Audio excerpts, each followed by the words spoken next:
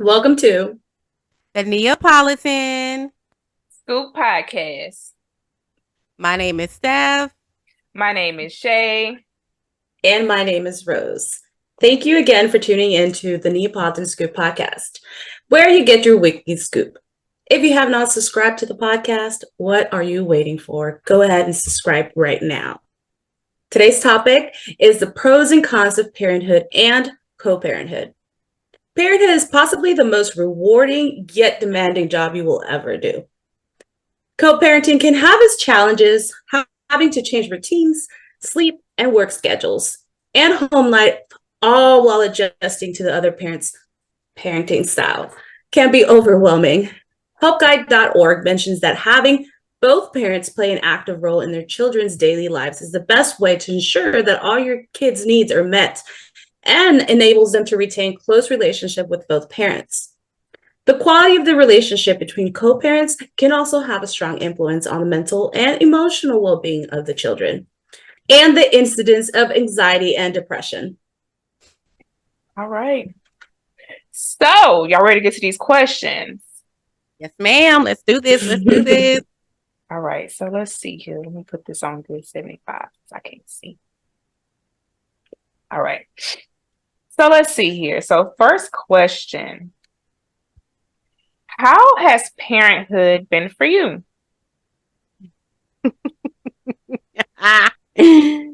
Wow. A How journey. has parenthood been for me? A roller coaster. It has been a roller coaster. I've experienced a little bit of everything. I had my first son when I was 19. Me and his dad were together for 5 of those years, and then we separated. So I've experienced parenting with the same parents. I've experienced single parenting, and then I've experienced the co-parenting with a step parent in a home. So it's been a roller coaster. So yeah. Okay. Rose, what I about can you? agree. Same thing as Steph. It's been a journey for me. I think learning to understand, and then for me, my biggest hurdle was again when I got divorced from the father of my child.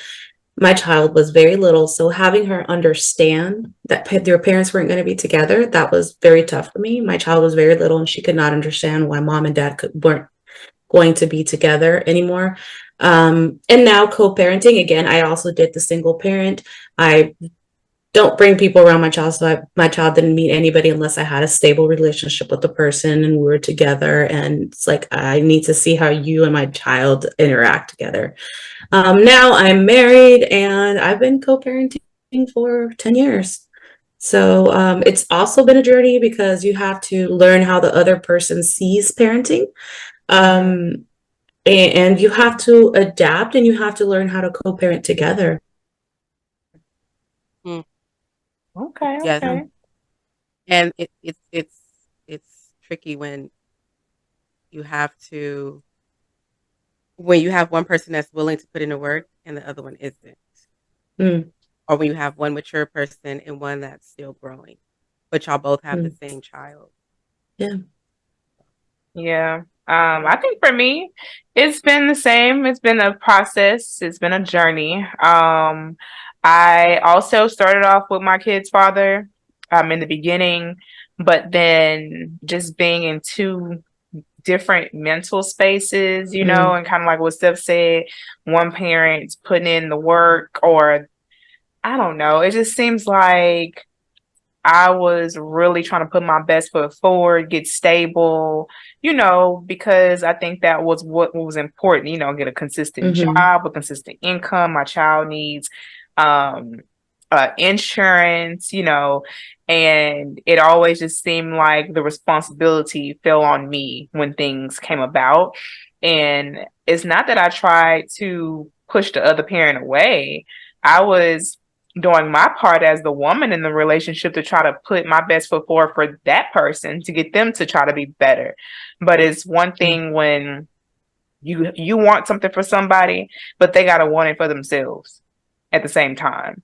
And so initially, and then again, it began to be toxic too, to an extent. So that's completely why I left. And I left that relationship pretty early on, because I was just not going to wait years for somebody to get it together or to treat me a certain way or to be a better example for my daughter that I felt like she needed at that time. But as far as like doing this on my own, I have been doing it on my own for a very long time. And, what I consider doing it on my own is mainly just like financial. I'm doing it on my own. As far as, does the other parent contribute? Yeah, it's one of those when they can situations. But as far as the one who's waking up every day to take them to school, to pick them up, though she's with me 100% of the time. Well, I'm gonna say 90, maybe 85, because of when they step in when they can. So it's been a journey, but I think it got old. As she got older, it got better. The baby phase is really hard, but the older they get, the easier it gets.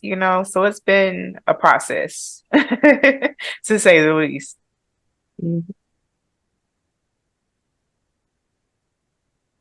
Oh no. You're muted. Steph, you're muted. Something going on. Can y'all hear me now? I'm sorry. Mm-hmm. Okay, I accidentally pressed the button on my on my mic. But I was gonna say, I agree with Shay. It's like when you say like, does the other parent contribute? Yes, but it's never gonna be like custodial parent who has to wake up every morning, get them ready for school. If they're sick, you have to take them to the emergency room, take them to the doctor. You have to leave work early because something's going on, So as the custodial parent, you're always the one that has to take charge, while the other parent has the freedom to have their own schedule without having to worry about doctor's appointments and dropping off and picking up, basketball games, football games, the little things that you have to buy on the side. A lot of the non-custodial parents like to complain about paying child support, but if you keep a child for 1 month, that child support money that you give, in some situations, because you have some millionaires out here that's paying thousands of dollars, that I'm like, okay, that child don't need that much money. But I can't even get $1 out of mine, so I'm speaking. Don't let me ask for child support. I'm gonna get cursed out.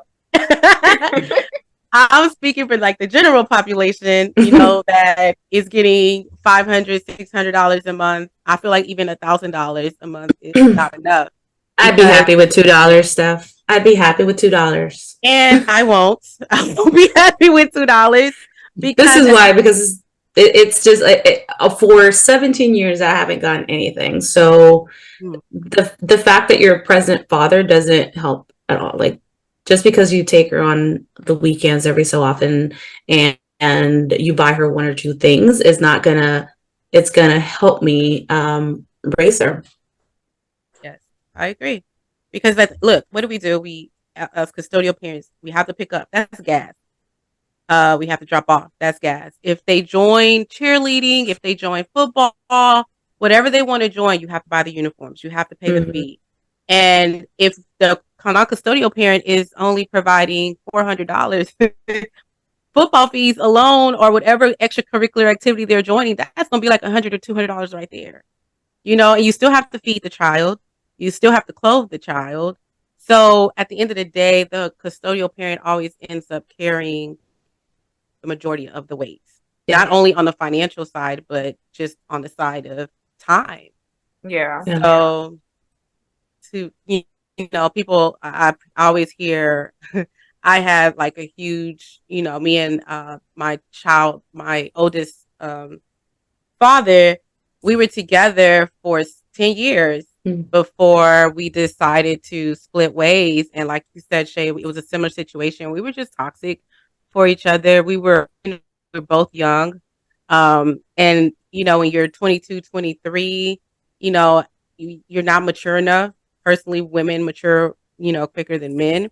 So I think it was one of those situations where we just weren't the right match. And it was actually becoming more of a problem for the child to witness that toxic environment to where I was like, you know what, I don't want to raise my child thinking that this is how relationships are. But it's okay. I would rather separate myself from the situation and co-parent than to raise my child in a toxic environment, I agree. And it was it was a hard decision to make because at the end of the day, my child, from the time he was a baby up until 5, when me and his dad decided to split, like that's all he knew. So like Rose said, it was a very hurtful transition, a very hard decision to make, because just to see your child looking for their parent that they see every day and their parent's no longer there on an everyday basis, it's very hurting to a mother, because no mother wants to see their child in pain, Right. especially when you're the reason that they're in that pain. And then my son's dad, after we split up, he decided to join the military, and now he wasn't seeing his dad for years. He would go a year without seeing his dad, talk to him. But imagine going from seeing your dad every day to now you're going a whole year without seeing them. So I'm sure that affected him, but I feel like the effect that he would have gotten out of a toxic relationship would have been far worse. So it's like I was willing to, take him through that journey of at least seeing his parents co-parent in a healthy way, rather than seeing us together and always fighting, arguing. Look, it wasn't healthy for none of us, honestly. Yeah. Even trying to co-parent it can also be hard and still toxic. You think just because, we separated, that's the end of the toxicity, whatever it's called, that's the end of that. But in reality, what I find, how sometimes it's like when the couple separate, the stigma is the woman is the one that's like, oh, I want you back and catty and making your life hell. But then on the flip side, I deal with it being the man who was the one who was just like making my life a living hell. And he just couldn't understand like why I didn't want to be with him. And it's just like, no matter who I dated after him, nobody was ever good enough. And it was always something that was coming back to me like, you this, you that, and oh, does he even have kids? And I'd be like, oh no, he doesn't have kids, but he wants kids. He go make his own family. Or it's like, oh, he has kids, and he's like, well, why he want to be in your family? Like, what? Like, if he has kids, I'm damned. If he don't have kids, I'm damned. And then it's all the whole like, oh, well, we should be a family again. No, because for one, when I was looking for you to change, that separation period should be a moment for you to reflect, or a moment to see where you went wrong, a moment to see what you can do better. And even in the separation period, you're still being a jackass. To say the nicer part of it, you're still being a jackass, and you're like stressing me out at the same time. You really think I'm gonna consider an ounce of getting back with you? Like, no, absolutely not. And so it's like trying to co-parent with that type of energy can still be hard, even in the sense of y'all being separated. And we kind of got to like the subject of like child support and stuff. That was one of the questions, but since we brought it up, we just talk about it real quick. Like how Steph said about how the custodial parent pays for a lot. I get a lot of backlash when I tell him you can do better as far as financially when it comes to taking care of your child. And he's like, all you do is take her to school. All you do is this. I'm like, let her stay with you for a week, and we're gonna see. All you do. It's like all you do. Downplaying what we do as if it's minimal when we do they haven't done it. Lot. We do a whole lot, yeah. And it's like taking her to school, that's gas. Picking her up, that's gas. Making sure she get homework done, that's a whole other responsibility. Cooking for her, buying her food, and the older they get, they just want to eat everything. And it's like, on top of that, it's the whole, well, you be paying for lights either way, or you be paying for water either way. No, I'm paying for water times 2. I'm paying for lights times 2. The girl literally just had on 2 lights right now, and she ain't even need both lights. So you mean to tell me that if she wasn't here, I would still be paying for 2 extra lights to be on in the same room? No, I wouldn't. Oh, Lord. Like, she got the iPad Not the lights with the TV going. You know what I'm saying? She takes showers as long as I take showers. The other day, she was in there brushing her teeth. It wasn't even, well, actually, no, she was flossing. Had the water running. Didn't need the water. I can't. I'm wrong for sitting here and say, hey, I need help with this type of stuff. I need consistent money. It's not when you can, oh, I'm down right now. I can't do nothing.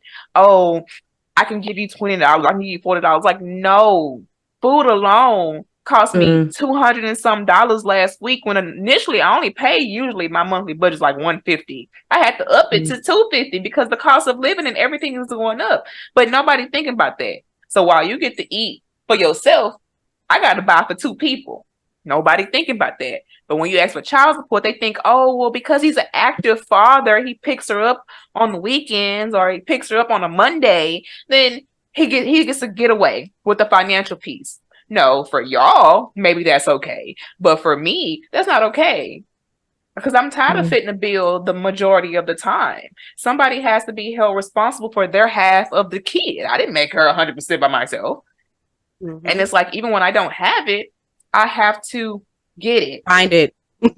Yeah. Yes. You know what I'm saying? So why should you get a pass all because, oh, I can't this one?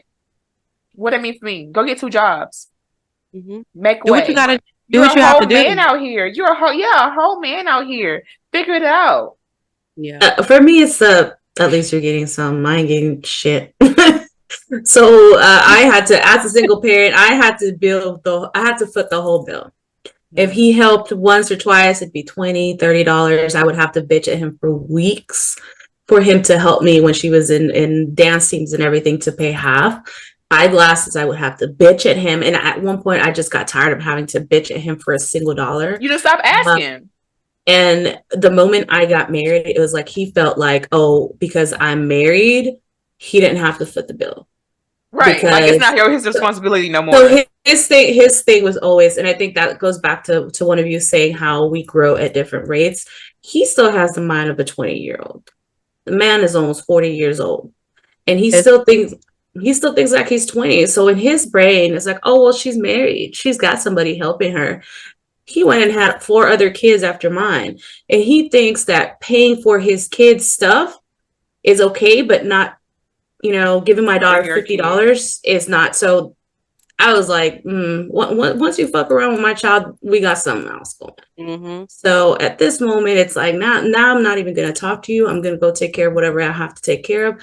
Once you get that child support letter, you go to court, you do mediation, whatever you have to do, because I'm done. I'm done. I'm done being nice to you. I should have actually kept going for that child support when she was younger, but I was trying to be a nice person. Speaking of child support letter. Girl, don't pull out the receipts. No, I'm not. I'm not going to show no people to say it. Oh. Because I ain't opening. Because, yeah, I ain't going to say nothing else. But yeah. I'm like, I don't want to be in court. I don't want to be on the stand. You ain't going to be in court for no child support. You ain't the daddy. I've been subpoenaed you might be a witness. Times. Like, I don't want to be subpoenaed. Right? No.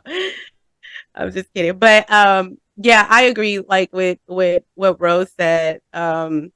It's like I don't even know, like I had those situations where it was, oh, well, you was somebody, tell them to do it. And I'm like, how could you tell me to tell someone else to take care of your child? I mean, I'm sure they'll be willing to, but it's your child. That doesn't relieve you of the responsibility of doing what you have to do for your child. Because if you go get another woman, I'm not gonna go drop my child off and be like, well, you got somebody, so now you got somebody that can take care of them and take them to school and do this. Every summer. Here you go. Every summer. I did. Go with your daddy. But I'm saying, like, but it's just like, that's just, like you say, it's that mentality. You have to grow, and if everybody doesn't mature the same. So if you were the person that left the relationship and they weren't ready, they're still mad. So they're still trying to make your life a living hell. So they're going to do everything they have to do to make it a living hell. Whether that's you asking them to keep the child so you can go out or do whatever, it's, oh, well, find your own babysitter. You're not finding your own babysitter when you got to go anywhere. I'm your automatic babysitter because a child lives with me. So it's like, at the end of the day, it's not fair. We did both create this child equally, but the odds are not, it's just not equal. It's not equal. It's not equal. It ain't fair. Yeah. but it's So, just cause like I advice. said, like, you know, like my son's dad, he went off to the military. Did he say, "Hey, I'm going off to the military. What do you need? How can I place somebody to help you with the child?" No, he just left. He just left, and I had to, you know, just get in line and do what I had to do. Like Shay said, at the end of the day, it has to get done.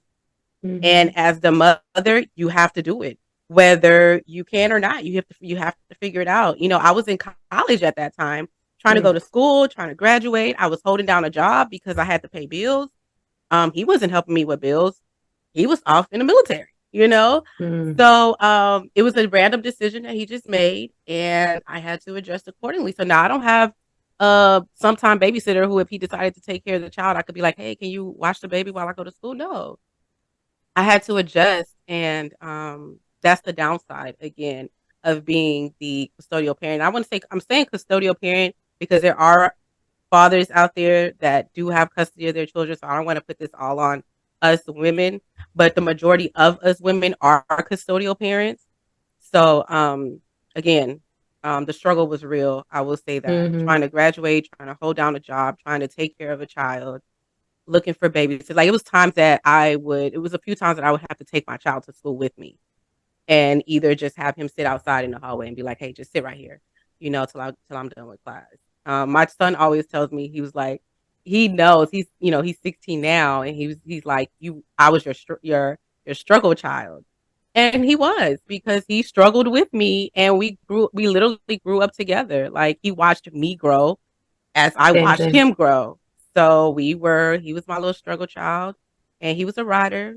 So he was the And little I strong think little that's what rider. makes us like work harder, like even as I don't want to say custodial parent, but just so you know, just the parent that's doing it all, like you say, he's your struggle child. But in a sense, it's like that was your motivation to get right. You know what I'm saying? To get better, to get to a different place in life. Like, you know, I see myself making all these sacrifices just to, my goal is to get a house. You know what I'm saying? I didn't really have a house growing up. Like I had a house, but it was a rental house, and we didn't stay there. And then my mom got a part. You know, just we moved a lot basically.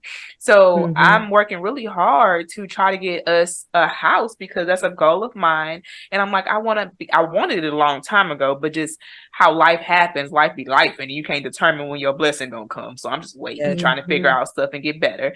But it's just like, you know, she knows that I want to give her something like that. She knows I want her to have her own room. She knows that I work really, really hard. She sees me all doing all these different projects and things and everything that I'm trying to do. She sees that, and I know, like, you know, she's my motivation to try to get better. And, you know, I wish I had somebody to do this with, so it'd be like less hard. But at the end of the day, I mean, if I gotta do it by myself, I gotta do it by myself. Nothing's gonna stop me. And I was just thinking about how you said he went to school with you. I'm like, I'm trying to go back to school, trying to figure out how this gonna work, or who gonna watch her and all kind of stuff. And I'm like, she gonna be in class with me, like just sit in the back, put your earphones on, with your iPad, and just be quiet. Because it's like, your village is, well, you know, villages be small these days. They're not as big as they used to be. And parents be greedy. Everybody got their own life. You know, I don't want to say all parents are greedy, but some grandparents want to be grandparents, and some grandparents want different things out of it. But it's like villages be small. And I'm like, my village is so small. You know, I know my sister's in school. She's trying to get her degree, and she's young. I don't always want to intrude and be like, "Hey, can you watch Nevaeh? You know, can you do this?" You know, or reaching out for help sometimes just seemed like such a stretch. You know, so it's like you still want to accomplish your goals, but it's just like how you don't want to be a burden on you want to be a burden. You know what I'm saying? So it's like, I don't know, but shit, she my struggle child too, in a sense. I hope she don't ever see it like that. I don't think I've ever even heard that term until just now. But hopefully she don't be like, I was your struggle child. I mean, I didn't deny it. I was like, you were sure we struggled, but we got through it, baby. Look, we got through it. So sure. Right. You like your room now? And then he gonna be like, "Where my car?" Because he really acts very entitled. I'm like, look, don't forget where we came from. Don't forget. Yep. That's mine too. That's funny. Let's not start talking about them, because that's a whole nother story for a whole nother. Yeah. Love. All right. But yes. Question number 2. Question number 2. Let's see. All right. If there anything you would change if you could? Is there About anything? I was like, I would change a lot of things in life. I think so. I mean, if I could change anything, maybe I would have waited to have a child until I was more stable so that they wouldn't have to be my struggle child. Because what I realized is that, when I was younger and I got ready to have my daughter, I thought like, oh, I've experienced life, I'm about to get my degree. If I is happen that to what you get thought? pregnant, yeah, I'm stupid. If I happen I'm like, those definitely were my thoughts. I don't know where the fuck some thoughts came from, but I'm just like, if I You were happen to very get optimistic, pregnant, Shay. That's beautiful. and I'm still optimistic, and maybe that's my Good. downfall. That's probably my downfall. But I was just like, if I just happen to get pregnant, then cool.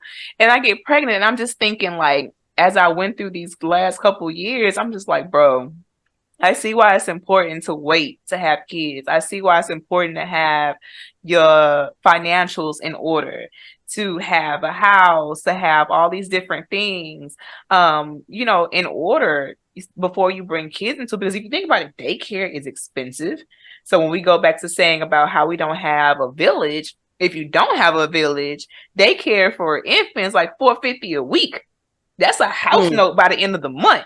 So it's like, if you're not ready for that, that can be a huge burden, and don't let you come out of college with a decent job, because then you don't even qualify for assistance, even though you young and a single parent, you don't qualify for shit. So it's like you already put yourself at kind of a disadvantage by trying to have a child and be young with a good job. Like, Yeah. it's just, so I feel like if I could have changed anything with the same child still, I would just have done it later in life. So when I say things you could change, that's what I mean. Let me see, would I have changed anything? I definitely, I'm going to say, I don't regret anything I did or how it was done or how it happened, because I feel like it all happened for a reason and it made me a better person.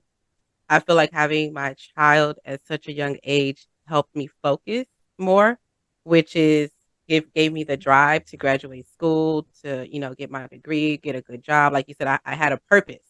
Yeah. However, I probably would have wanted to wait to be more stable so that I could provide him with a more stable environment.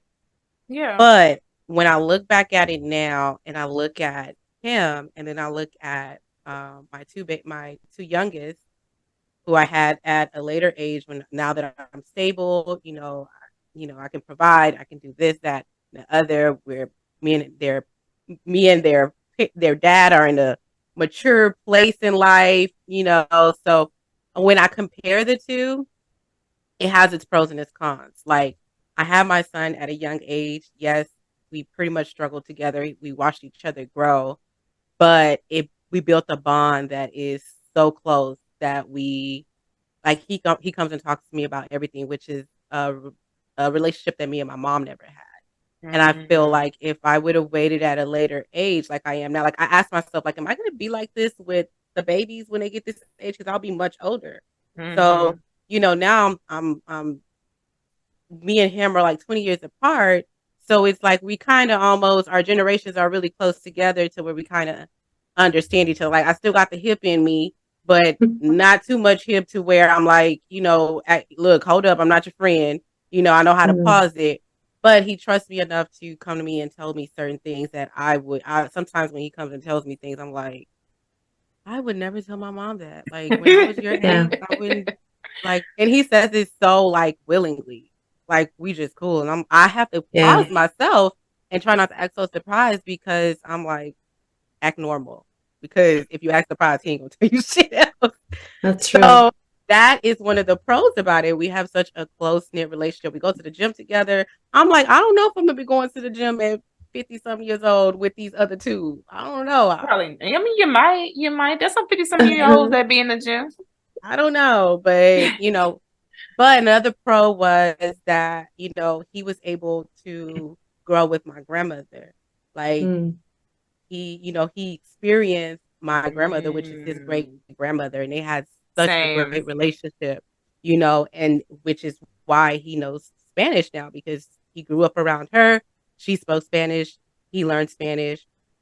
So he got to experience his great grandparents, mm, which these two they do have my other grandmother, um, but they're just experiencing one grandmother versus two. He got to experience two, and mm, grandparents have so much wisdom that they pass on, and there's nothing like grandparents and their grandchildren. Imagine their great grandchildren mm-hmm. so it's just a beautiful thing. I was just happy that he got to experience the same thing that I got to experience growing up, with my grandmother.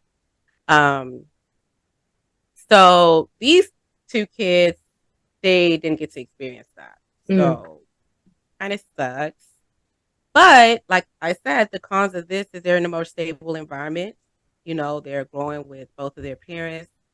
Of course we argue, but it's not to the toxic level where it's yeah. like, where they're getting negativity out of it. They're getting positivity. They see their parents together. They're loving. So that's one of the things that I hate that I couldn't provide him with is a Mm, stable home. He yeah. had to experience the separation. He had to experience the pain of not seeing his dad every day. Mm, So he had to undergo a lot of changes because he had to adjust to, having a step parent in the household. mm-hmm. So that was a lot of adjustment. Having to know like, hey, you know, at one point you're answering to your dad, now you're answering to someone else in the household, and learning the respect and the boundaries. It was a tough journey, Yeah. for him and for me because I was in the middle. Yeah, I think we talked about I that didn't want him to think before. I was taking, yeah, I didn't want him to think I was taking this person's side, but I didn't want this Sides. person to think I was taking sides, so it was kind of like it was tug of war, but we've gotten through it. We worked it out. So it all worked out. At the end of the day, it's on God's time. Yeah. So it's God's plan. I agree. I think I wouldn't change anything. I always say that the reason I'm here today is because of my child. I was Yes. young, wild, and just Okay. living life. And I say I had my daughter very, very early on at 16. My mom was not a teenage pregnant person, so it's not like I got it from my mama. And she tells me all the time, "How did you get pregnant at 16?" If I got like her first child was at 25 or 26. And it was just that I thought I knew everything. I fell in love. I thought that I knew everything about life. And I say at this point, if I wouldn't have had my daughter, I wouldn't have grown up as quick as I was forced to grow up. So I wouldn't change anything. I think if I wouldn't have had my daughter, I wouldn't have gone back to school. I wouldn't have gotten my associates. I wouldn't have gone for a bachelor's. I wouldn't have gone back for a master's. And I tell my daughter all the time, don't ever tell me you can't, because I was a single young mother, being a minority, being a statistic, and I've done it. So if I did it, you will not tell me you can't do it. You live a privileged life. You have two people here at this home that help you with anything you need. So don't you ever tell me you can't do it. So I think that's why I'm a little harder on her. But sometimes I do. I'm like, I know I'm being really hard, but it's for your own good. It's because I want you to do better than what I'm doing. Yeah. If I'm doing something, you need to go above and beyond and do a lot better than me. As long as you're not like bullying her, I feel like anything other than that is good. You know what I'm saying? Because you have some What is parents. bullying a child? Bullying. Well, Yes. because, well, say for instance, remember how Steph, you said in one of the other podcasts about how you try to do right and you thought, you tried to be as good and please your parents and do everything right. But no matter how much right you did, they always found something wrong. So like, for instance, myself, I always went to school, went to college, never got arrested, never did drugs, at least not in high school. Girl, shut up. Self-incrimination is real. I'm telling on yourself. Being young, everybody been young before. I wish everybody could say was a saint because they not. Say at least not in. Yeah, when you got to start thinking, just reverse. But I never did. I never got arrested. Never really get anybody a hard time. And I thought like I was always doing everything right, And it's crazy when your parents throw up your education in your face, be like, "Oh, you think you better than me because you got an education, but you wanted me to get education, and nobody think they better than you, but you wanted me to get an education." That sounds more so like there's a such thing as parents child gaslighting you. Yeah, it's like they're maybe she feels a type of maybe not she maybe that parent feels a certain type of way because they didn't accomplish the goals in life that they wanted to accomplish. But then you wanted your kids to accomplish those goals, so when they do, you somehow throw it in their face and make it a negative thing. It's weird. It's weird, but I heard if I didn't do that, then you have something else to talk shit about. But it's but probably if I did it. It's probably because they're just it's a self-reflection. It's not you, it's not a personal thing. It's something inside of them. Because some parents, yeah, they want what's best for their child, but at the same time when they see their child get it and then they look back at what they've done in life and they feel like they've done nothing, they tend to give off that energy. Like, oh, how it's kind of like, which we'll talk about this topic. I think that's a topic that we're going to talk about later on. But the friends, the your day ones and your day two, your day ones want you to be great. They want you to be this, but then when you make it there and then they start self-reflecting and seeing that y'all came from the same place, but you've made it further, then they start feeling a certain type of way. I think it's that same type of relationship. It's like a love, hate, envy relationship. It's a thin line between it, but I've heard of it before.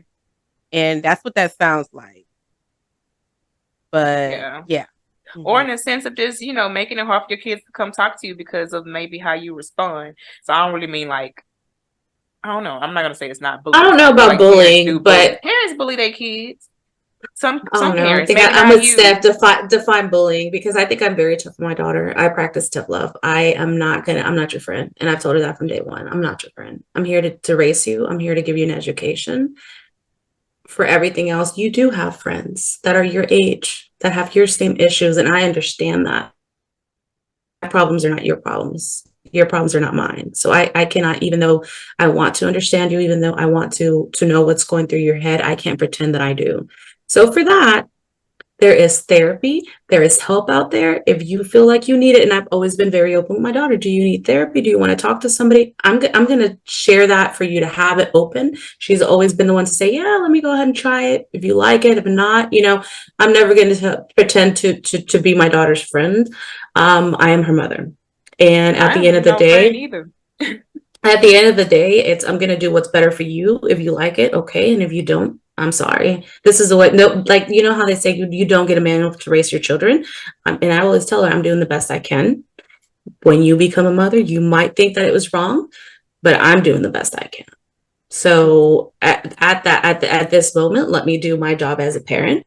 Let your friends be your friends. I don't think it's bullying. It's just being. I've been very realistic with my daughter. And I think it's like Steph said, because there's not a big age gap between her and I. It's 16 years.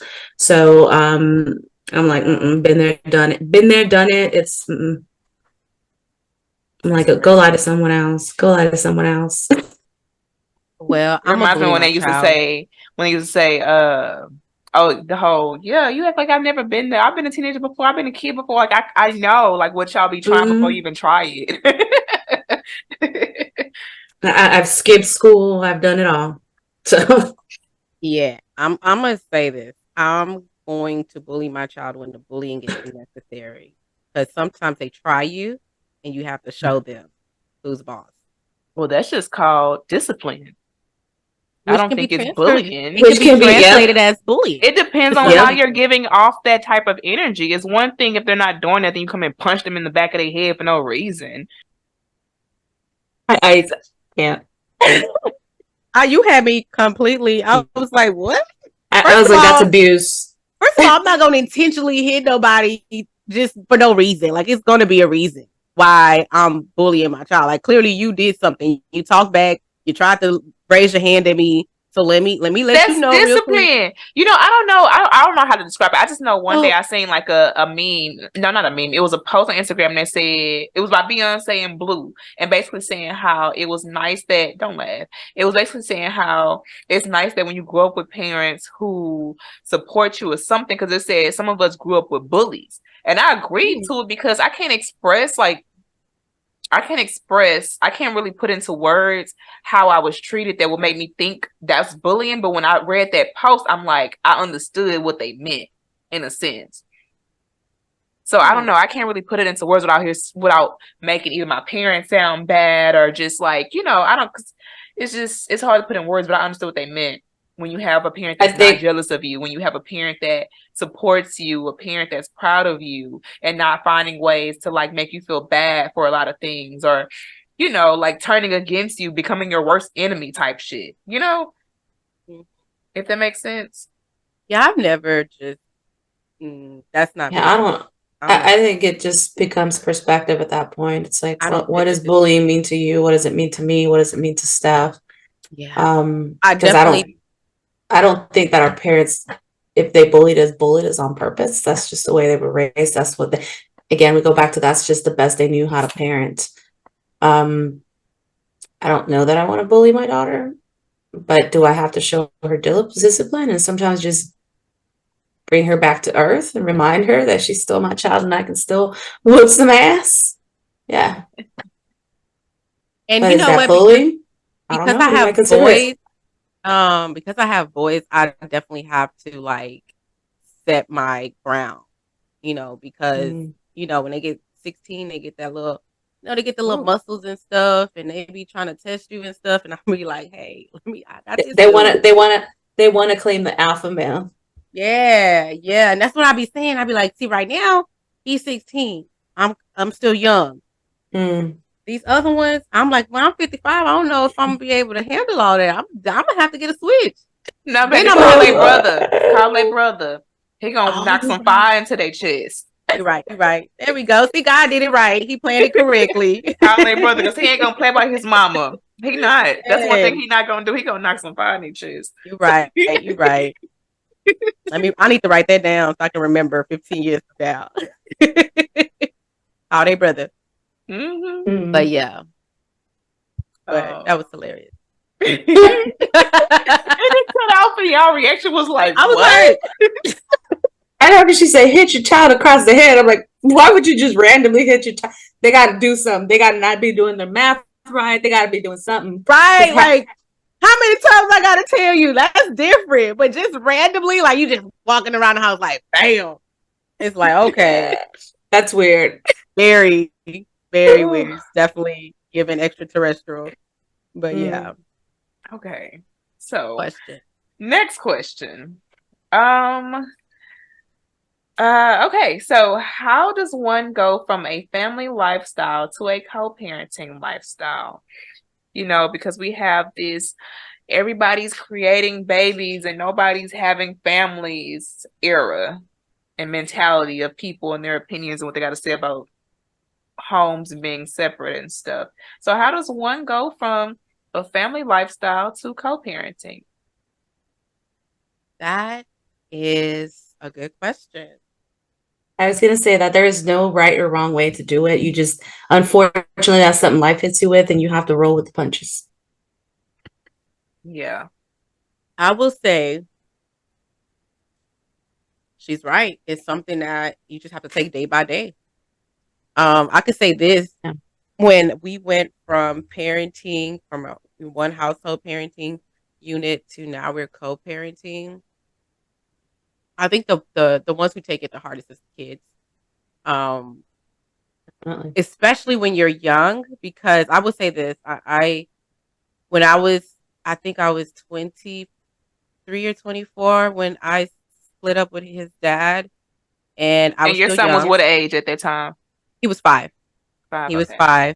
So I was still young. So I was still living my best life.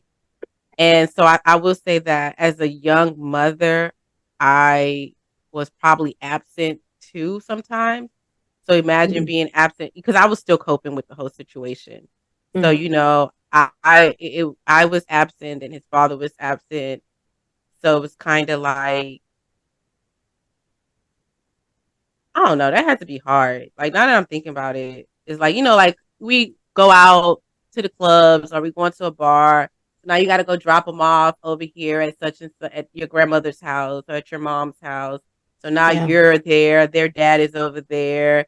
And I was never the type I didn't introduce my child to anyone unless I knew that they were here to stay, which means if we're about to get married, that's probably when I'm going to start. I may introduce you as a friend, but like staying at home, all this other stuff, calling you daddy, nah, we ain't doing that. You're just your friend. You're Mr. Such and such. And like I said, because when I was younger, my mom would date people and I would get attached to them. And then things wouldn't work out. And I was the one that would end up heartbroken. I mean, I'm sure she was heartbroken too, but I'm saying like I was the innocent heartbroken one. Yeah, because you didn't know what happened. Yeah, so right. Not so again. Imagine like meeting someone and they date for like 5 years, 6 years, 10 years. You see them as a father figure, and then one day they're just gone. I ain't gotta imagine. I know what that's like. Yeah, so I never wanted to put my child in that situation. So I never let him get close enough to someone to build an attachment to where if we split up, things, didn't work. He was heartbroken. So it wasn't until me and my fiance actually, until I got pregnant with my child and we decided, okay, we're in this for the long run, that I actually started, bringing my child through. Like we started doing things together, acting like a family, basically. Yeah. So yeah, and I was just protecting him, because like I said, it's not a nice feeling. Like it was time. Like I'm still really good friends with these people, so that's a good thing. But as a child, you can't communicate with someone and be like, "Hey, what's up? How you doing?" So now you're older, you have a phone, you have that freedom to check up on people. But as a child, you're just sitting there like, "Well, what happened?" And you're not about to go ask your mama, what happened, between y'all, like y'all not together no more. We knew better. You just sit back and you're like, well, I guess they're gone, Yeah. So yeah, that transition, that's one tip I will give to parents out there who are trying to co-parent and start new relationships. Don't introduce your child to someone until you're for sure that they're in it for the long run. I agree 100%. So that's on top of the fact that you never know who some of these people are in real life. And believe your children. Believe your children when they tell you something about that someone that you have brought into their life. That's one thing. It's just hard. Imagine your parent not believing what you say and just taking the side of someone else who isn't your parent.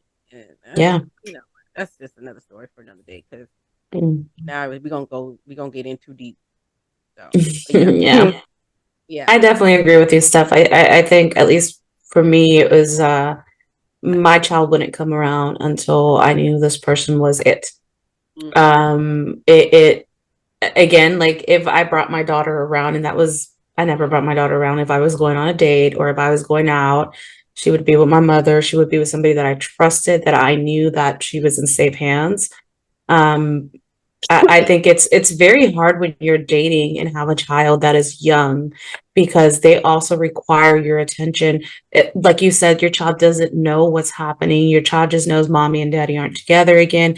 I would have my child asking me all the time, like, when is daddy coming back? When is daddy coming back? And it was so hard. Like I would sleep sometimes crying, because I was like, I knew that I had ruined her life.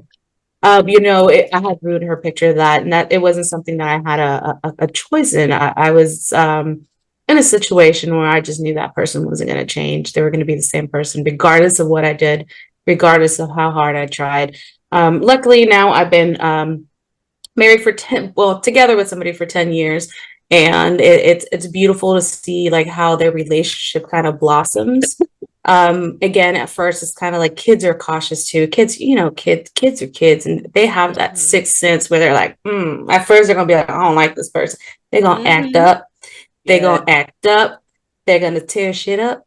And that's when actually you get to see how that other person reacts around your child. Like, how are they acting? An advice I would give parents who are getting with somebody and they have a child is have that talk about parenting before you start living together, before you bring your child in there, because you never know somebody's parenting style, and they might not agree with you. I can tell you mine, it's always if one of us is correcting her, the other one won't jump in. Even though as a mother, I want to jump in and be like, why are you talking shit? Why are you doing this? I know that I sit back and I allow for it to be, said to her. I allow for the discipline to happen to a certain extent.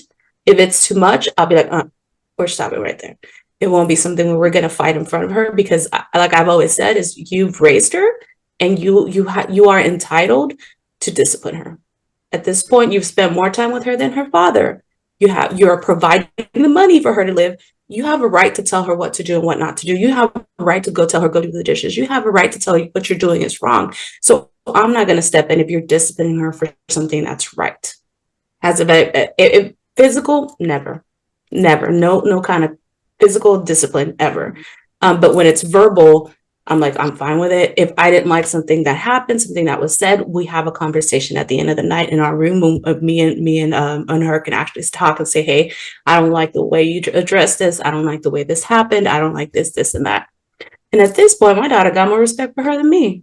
Oh, and I don't my mind. Goodness. Yes. I do. And I don't mind. I don't. Yeah. I don't. Because that means they're co-parenting right. We're co-parenting right. We're doing the damn thing. That she trusts her, to that extent. I know that there's respect. Yeah. So mine's a little different because how Steph, you said that your child was 5 when y'all had broke up, and then Rose, how old was your daughter when you and her father split? She was little, like 3. Okay, so I had split from her dad probably like around, I ain't gonna lie, it was probably like 1, 2.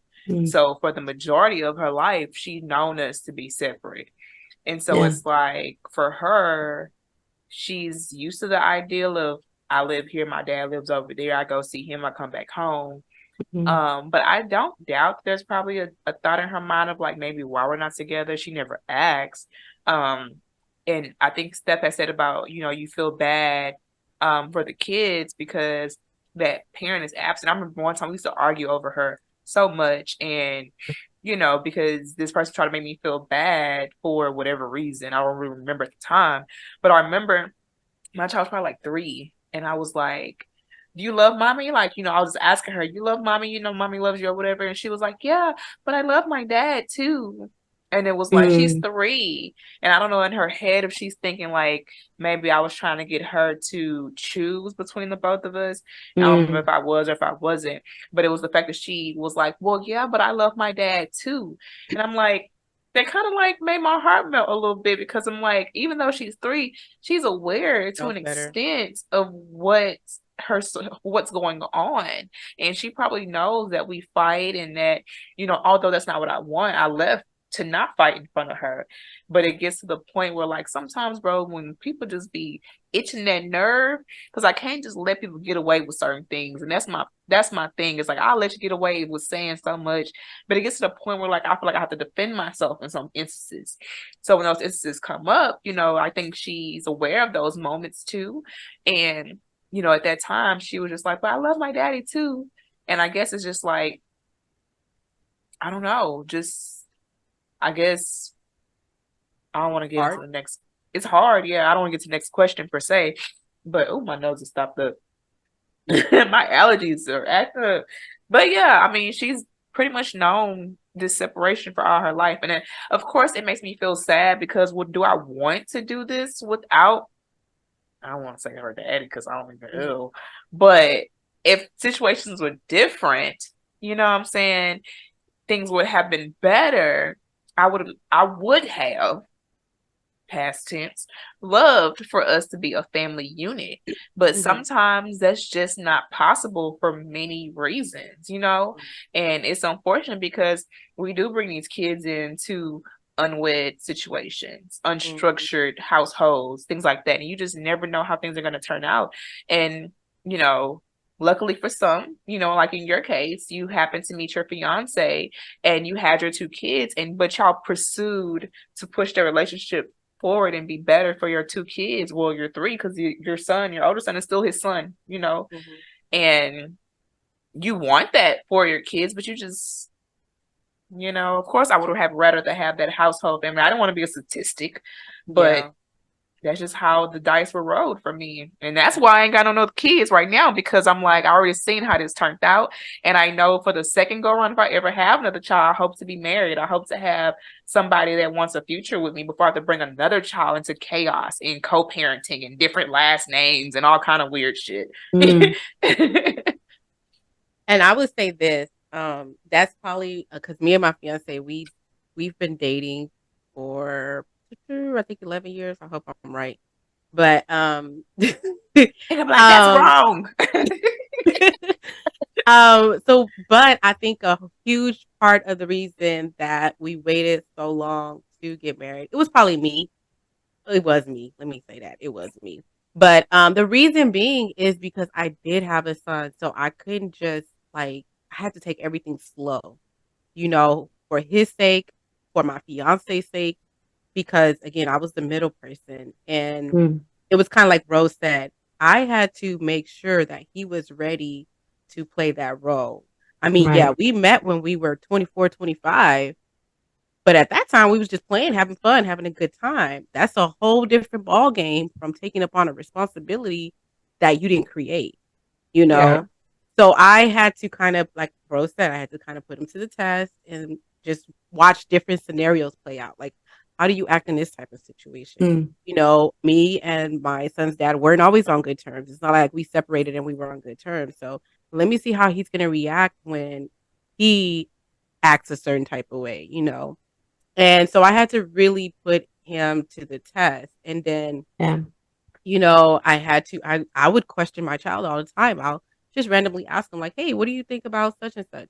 And he'll be like, oh yeah, he's cool, you know, whatever. Just testing them to see, you know, if he liked them. Because I wasn't just gonna ignore my child's feeling, you know. Right. So yeah, now we're here at this point, and it even in the transition phase when we transitioned from, okay, yeah, we're cool, we're not a family unit, to now we're a family unit.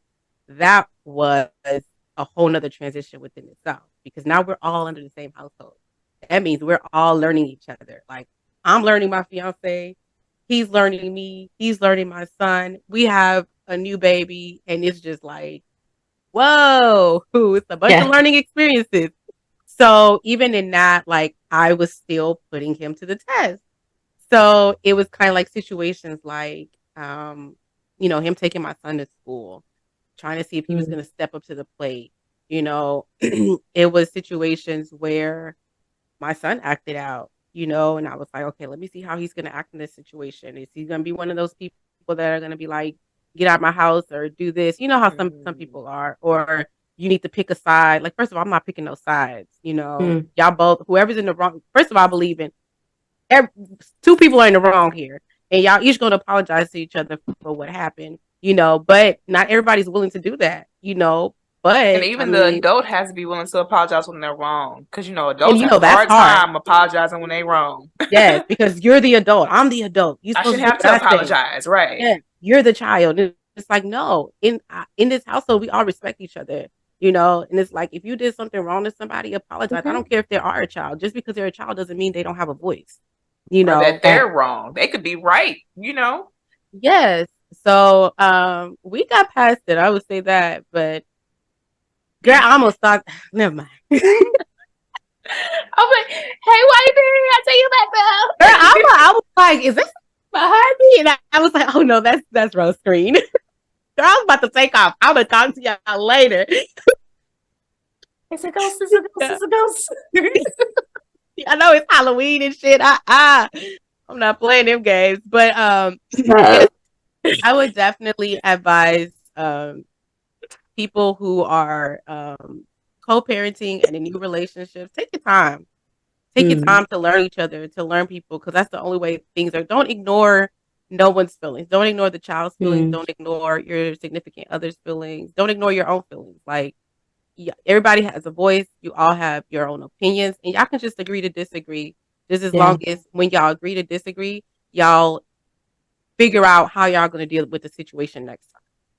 Yeah, because that's the only way y'all going to have growth and be able to move on and move past everything. If y'all don't have that, y'all will hang it up.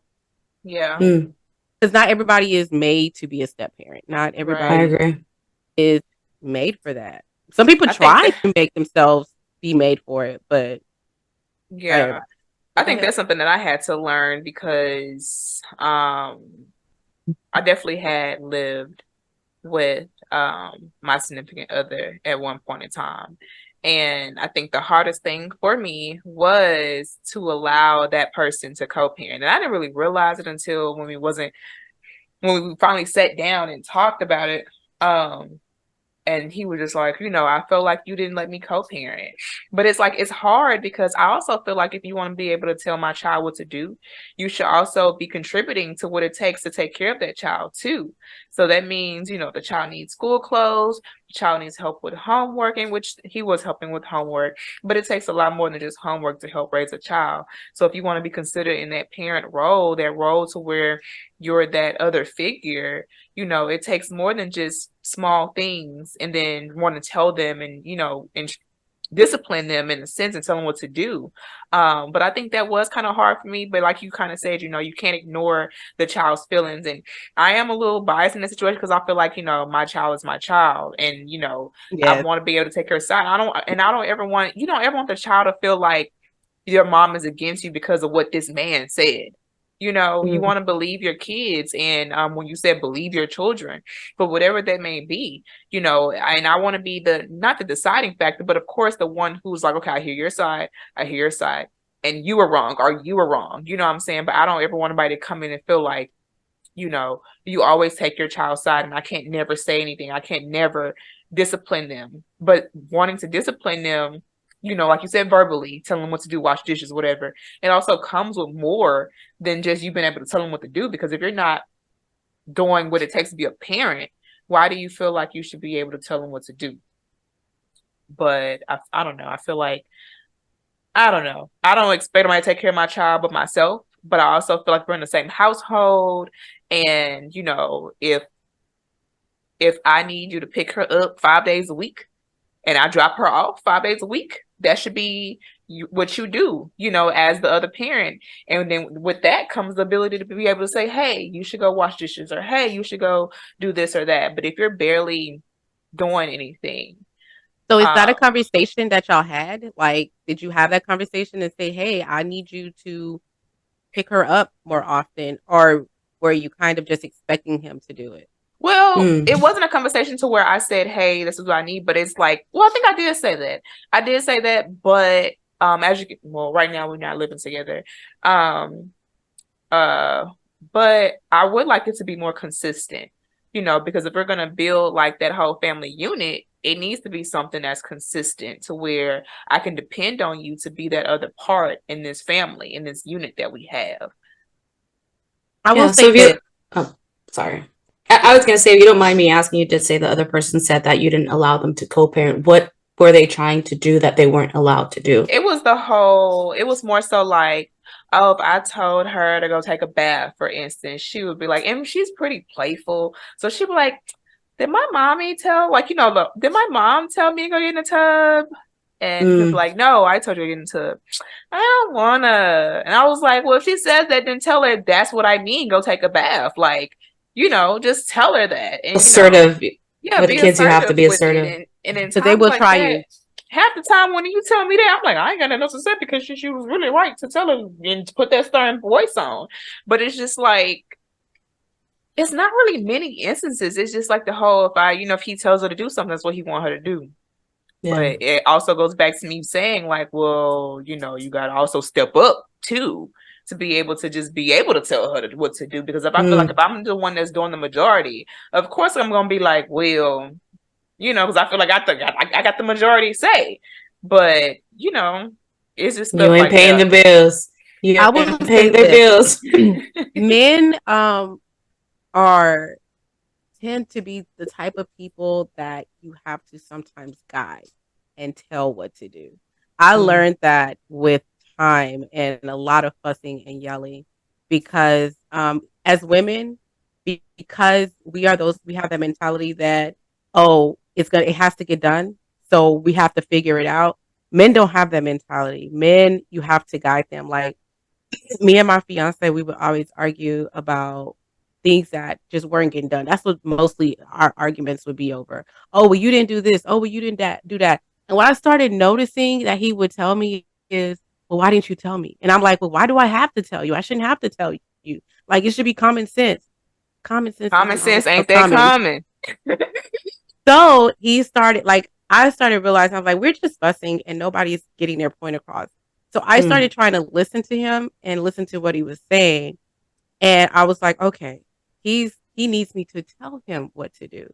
Like if I tell him, okay, if I pick up my son and drop him off every day, and as a single mother who has been single for a while, I would have that mentality. Oh, I have to take my child. I have to do that. Mm-hmm. He's going to automatically just adjust to that and not think, oh, let me offer to pick him up. Let me offer. Let me get on board. Yes. No. But once I started telling him like, hey, can you do this? Can you do that? Can you help me here? Can you help me there? He started being more helpful. Now it's become a routine for him. You got to put him into the rotation. Mm-hmm. Yeah, you just kind of have to like hand it to them. Like, here you go. This is what I need you to do. It's just like sending them to the grocery store. This you is have your to send them to the grocery store with the list and pictures of what you want. Because if you just give them a list, they're going to come back with something like, sir, I know it says raw sugar, but that's not how raw I wanted it. Like they bring you brown sugar, organic sugar, the pure cane sugar, the powdered sugar. Yes. So I thought you wanted powdered sugar. When have you ever seen powdered sugar in this house?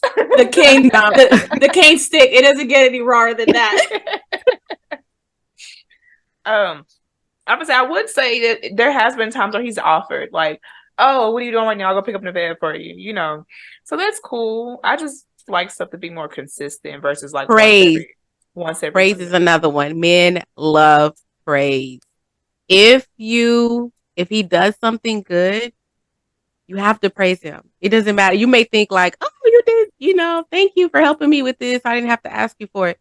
Girl, they want you to have a whole parade, performance, cheer squad. I'm not doing no parades. I'm just kidding. You don't have to do all of that. But what I'm saying, basic shit. And if I'm talking about procreating with you, I'm not gonna sit here and applaud you for everything you do. It's as a man. almost like because this person didn't make that child with you. No, but if you want to show me that you want to have a baby with me one day, I'm gonna judge that based off what you do with this current. But you have to understand that praise behavior is repeated. So you have to get praised. When I cook every day and feed you and make you full, nobody say thank you for fixing my food. Tell them that. Say, hey, I did XYZ and you didn't do, you didn't even say anything about it. Lead by example. Sometimes you do have to be the bigger person. Remember, we mature faster than men. Mm-hmm. I know you are, but trust me. We'll get you an 80-year-old that's going to praise you for everything. Not expect any praise back. You're going to be like, yeah, baby. I like the way you did that, baby. Yeah. Thank you for making that meal for me. It was so good. It was so flavored. Used to the old 75 ladies who don't have salt. Do it again, baby. Do it again. Go ahead. Do it. No, but seriously, men, I don't know. Men are just they're egotistical. So you have to pray. Yep, I heard that. I heard that somewhere. It's just, that's crazy. It's the whole stroking ego thing. That's crazy. Yeah. Nobody stroked my ego. I want get you an 80-year-old that's gonna stroke your ego all day, every day. He gonna be just happy I'm there. Yes. Girl, he is just cheesing every day. Mm-hmm. He's gonna stroke your ego all day, every day. Look at that chocolate right there. Pretty white teeth. Oh, you just let me get a lick. You ever had braces? Go do that.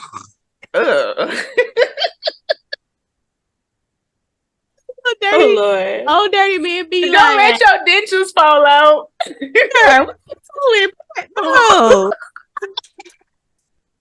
Stop, y'all. Y'all playing too Not much. funny. Stop. That's not funny. Y'all play too much. We gonna get to that age one day. So y'all better stop. And then our dentures gonna fall out. You know, God don't I like saw it. this old man driving Get on the street veneers. one day. He pulled out the little He pulled shopping what center out? with his He pulled out the shopping center with his Camry, and I just happened to look over. And I was like, "Damn, he old." And I was like, I should not tell her that because I'm gonna be that old one day too. And I'm gonna be like, damn, she old. But it was like he was. You are probably already got people saying that because you got to think Somebody about. do tell me I'm old, but I look this good. New you know, you are old to some older. Somebody said that. Somebody said that in at work today. Ooh, 34-year-old. That's very old. And I said, excuse me. What do you mean? We used to think that 34. At one point. We used to We think did. that like, ooh, she's 34. But then you got to your age, you were like, this not really that old. Because half of us at this age, we still trying to figure out our life and get it together. And we thought that 30-year-olds had it all figured out, and they did not. And we're going to say the same thing when we 80 and trying to get us a little younger. He ain't that old. He old enough. I got you, baby. Get anything you want, baby. Go ahead. I'm good. Lord. So we want to thank you for tuning into our podcast. Again, if you enjoyed our content, please subscribe to our channel, like and comment. We love feedback. While you're at it, go follow on all streaming platforms, including Apple Podcasts, Amazon Music, Google Podcasts, Spotify, Pandora, and iHeartRadio. You can also find us through Instagram and TikTok. Also, if you have a topic that you would like for us to discuss, or if you'd like to be a guest on our podcast, feel free to email us. Again, thank you, and see you next week for your weekly scoop serving. Don't forget to follow, comment, like. See y'all next week. Hey. Bye. Bye.